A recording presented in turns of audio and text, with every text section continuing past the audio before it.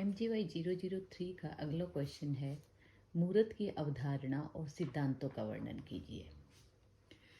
मुहूर्त भारतीय ज्योतिष के फलित और संहिता स्कंद के महत्वपूर्ण पक्ष को उद्घाटित करता है।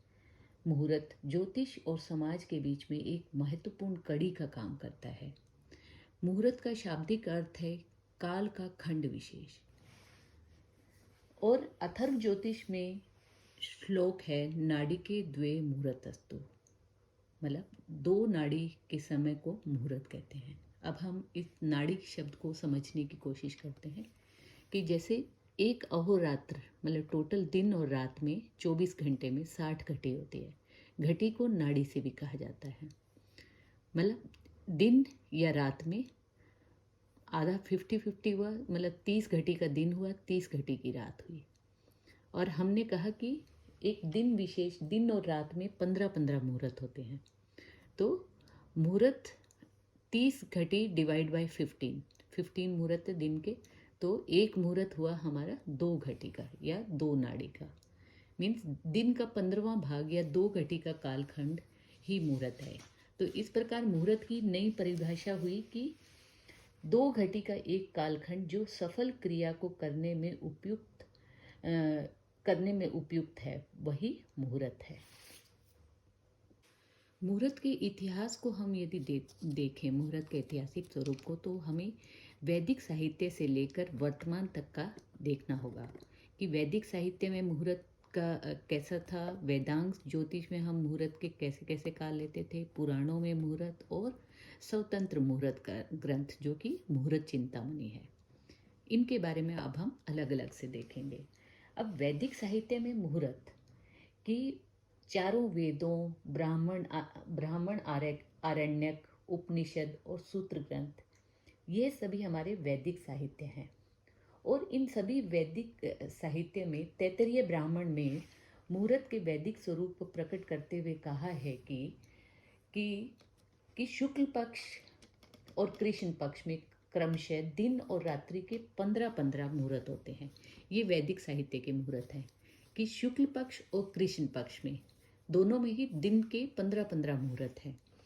और इन मुहूर्तों का नाम जो है, हर मुहूर्त का नाम ही उनकी अशुभ और शुभ प्रकृति को बताता है।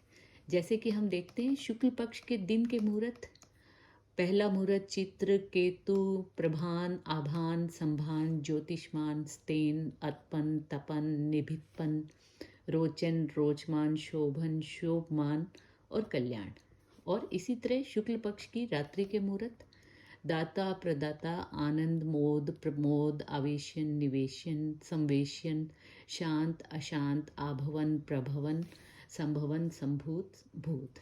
और इस प्रकार जो इनकी मुहूर्त की जो संज्ञाएं हैं, इन संज्ञा का जो मीनिंग है, वही इसकी मुहूर्त की शुभ और अशुभ प्रकृति बताता है। जैसे कि ज्योतिष्मान, जो प्रकाशित हो, मीन्स ये शुभ हुआ। स्तैन, चोर कर्म, तो ये अशुभ मुहूर्त है। अतपन मीन्स जो ताप से रहित हो, अर्थात ये शुभ मुहूर्त है। इसके नाम से ही हमें पता लग रहा है, मतलब इनके जो नाम है वही इस तरफ इंडिकेट करेंगे कि ये मुहूर्त शुभ है या अशुभ है। दूसरा, हम वेदांग ज्योतिष में मुहूर्त के ऐतिहासिक स्वरूप के बारे में देखेंगे। वेदांग ज्योतिष महात्मा लगद की एक महत्वपूर्ण रचना है।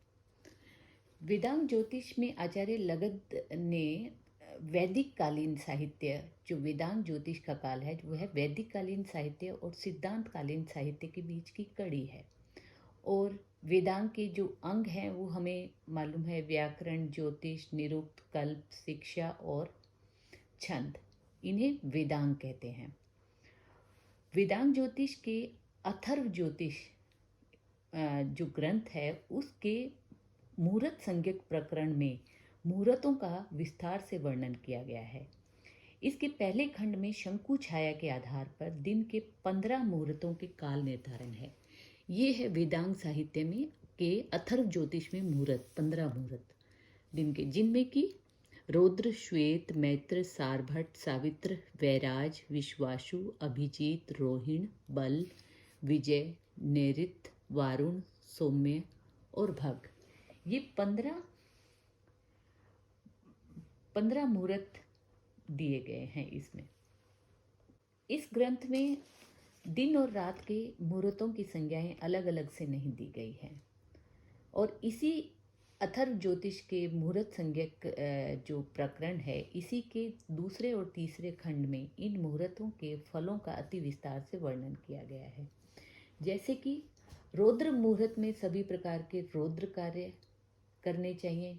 श्वेत संज्ञक मुहूर्त में नए घर में रहने के कार्य, स्नान, उद्यान कर्म और कृषि कर्म को आरंभ करना चाहिए, क्योंकि इन कर्मों का उद्देश्य बनाकर किए गए कार्य अवश्य ही सफलता को प्राप्त होते हैं।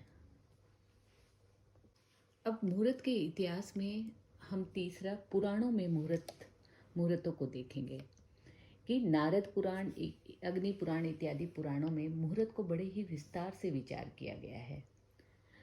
परंतु हम यहाँ पर अग्नि पुराण का उदाहरण देते हैं कि अग्नि पुराण के 133वें अध्याय में मुहूर्तों की संज्ञाएं बताई गई है कि इसमें अग्नि पुराण में भी टोटल 15 मुहूर्त बताए गए हैं, जैसा कि हमने वेदांग ज्योतिष में 15 मुहूर्त बताए, पर इनके नाम कुछ मुहूर्त के नाम डिफरेंट हैं इसमें अग्नि पुराण में।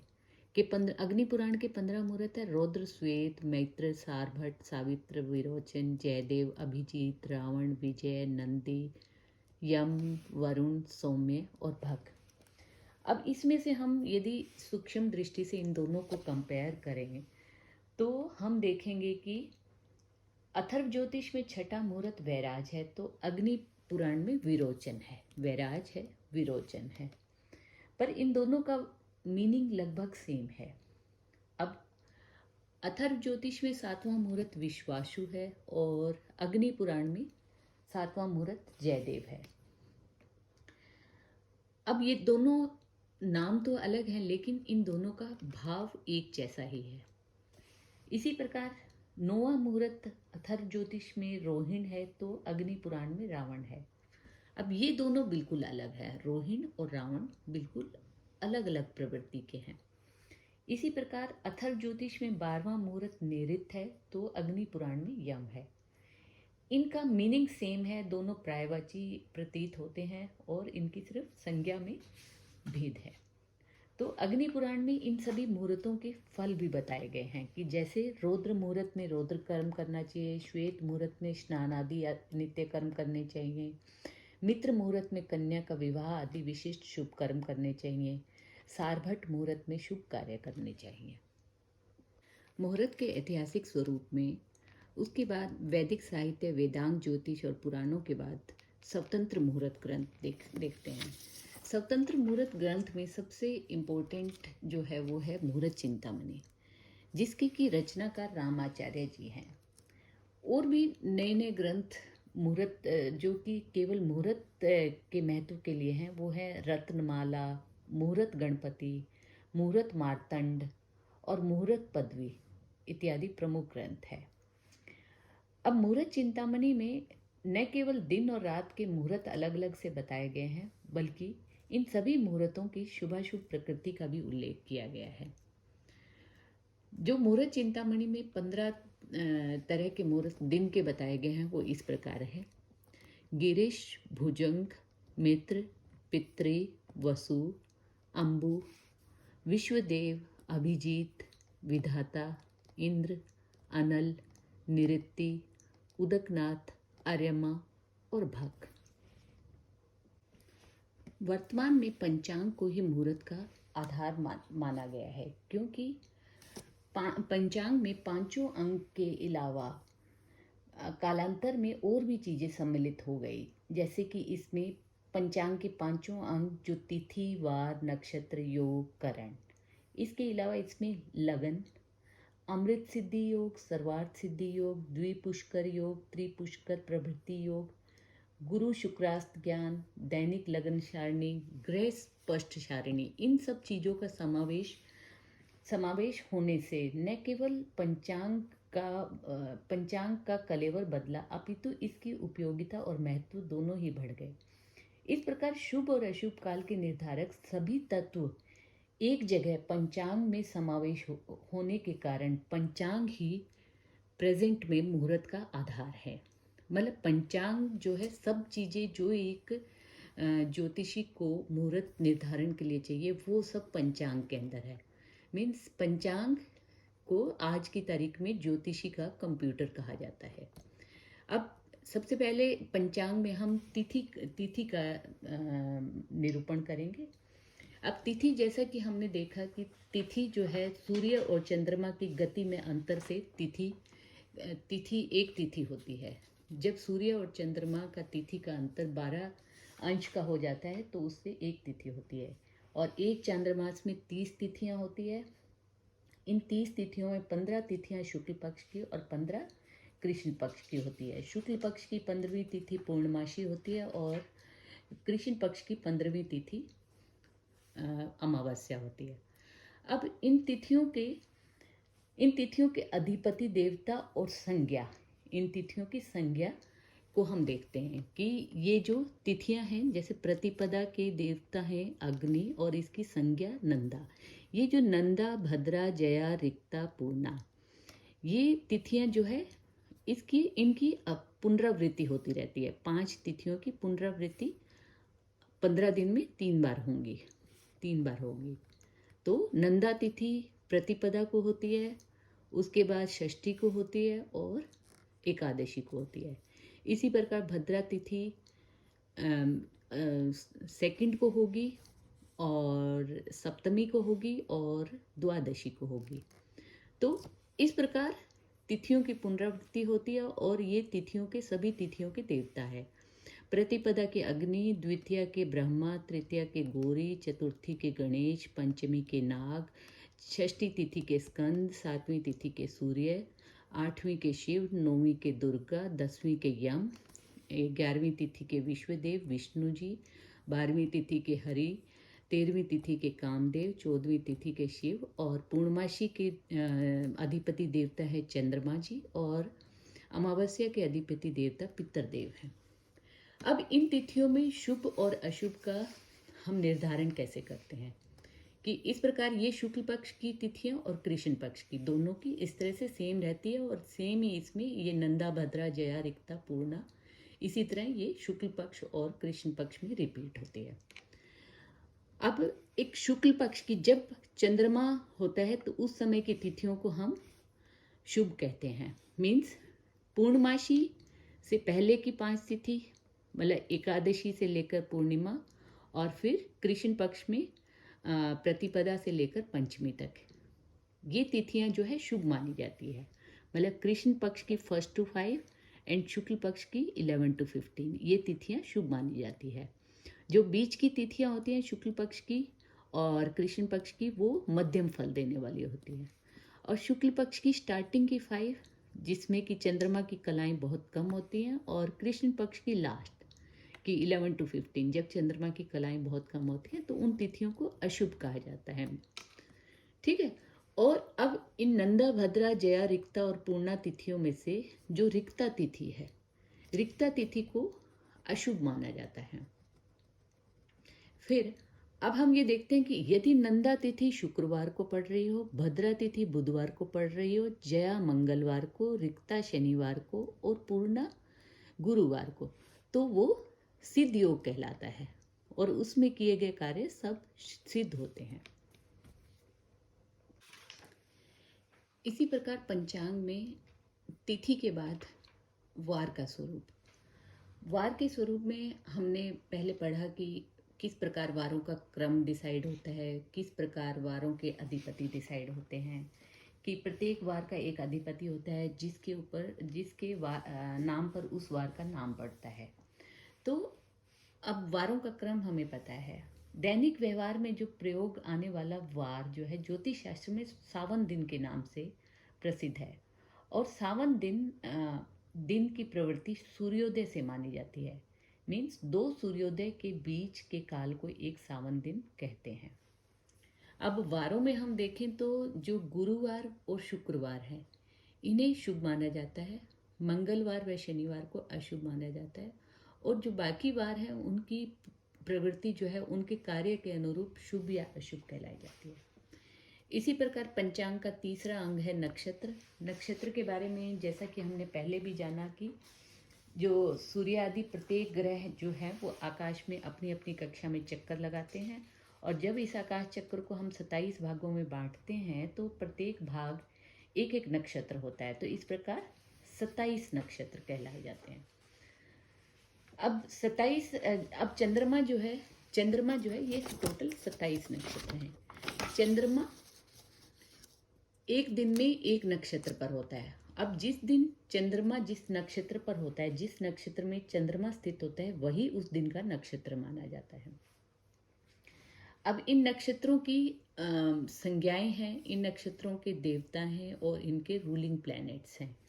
उनके आधार पर ही हमने इनका मुहूर्त डिसाइड किया जाता है।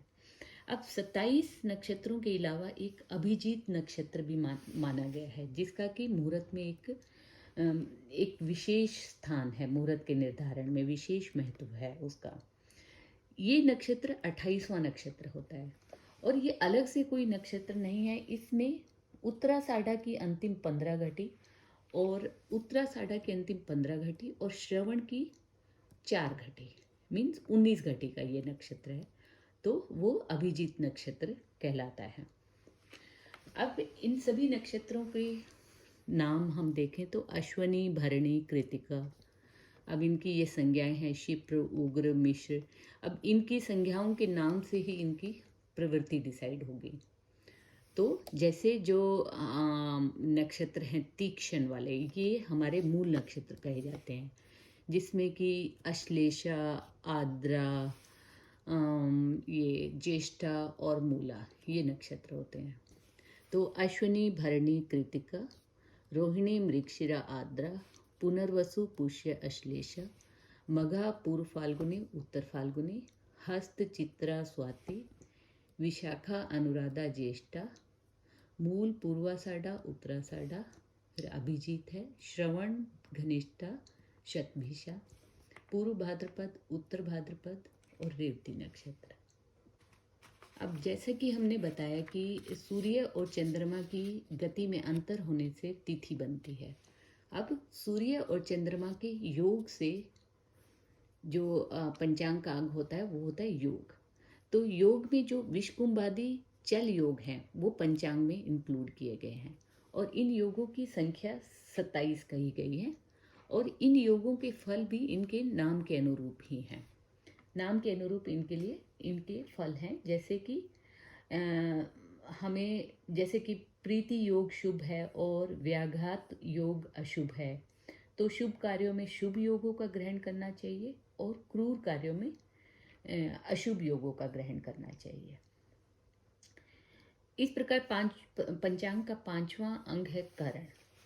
करण, जैसे हमने बताया कि तिथि के आधे भाग को हम करण कहते हैं, तिथि के आधे भाग को करण कहते हैं। तो एक चांद्रमास में 30 तिथियां होती है और 60 करण होते हैं। तो 2 करण एक तिथि में किस प्रकार होंगे, एक तिथि के पूर्वार्ध में होगा और दूसरा इसके उत्तरार्ध में होगा। तो चर करण 7 हैं और स्थिर करण 4 हैं। एक मंथ में चर करणों की आवृत्ति 8 बार होती है, तो 56 चर करण होते हैं एक चांद्रमास में और 4 स्थिर करण होते हैं। जो अंतिम चर करण होता है, अंतिम चर करण विष्टि, जिसको कि भद्रा के नाम से भी जानते हैं, जिसको कि जो कि एक अशुभ करण बताया गया है, अशुभ करण है और जिसे शुभ कामों के साथ साथ कई त्योहारों के समय भी जिसको त्याग किया जाता है। तो इस प्रकार हमने जाना कि अनुकूल समय में किए गया कार्य ही सफलता की कुंजी है और इसका निर्धारण मुहूर्त के ज्ञान के बिना संभव नहीं है। इसलिए मुहूर्त की उपयोगिता बहुत अधिक है, चाहे वह दैनिक कार्य में हो, चाहे यज्ञ और अनुष्ठान आदि में हो, चाहे व्रत उत्सव के आचरण में हो। तो हम सभी चाहते हैं कि हम कोई भी कार्य उचित काल में करें जिससे कि हमें उत्तम फल की प्राप्ति हो। तो संक्षेप में हम कहें तो मुहूर्त सनातन परंपरा के अनिवार्य और अभिन्न अंग हैं।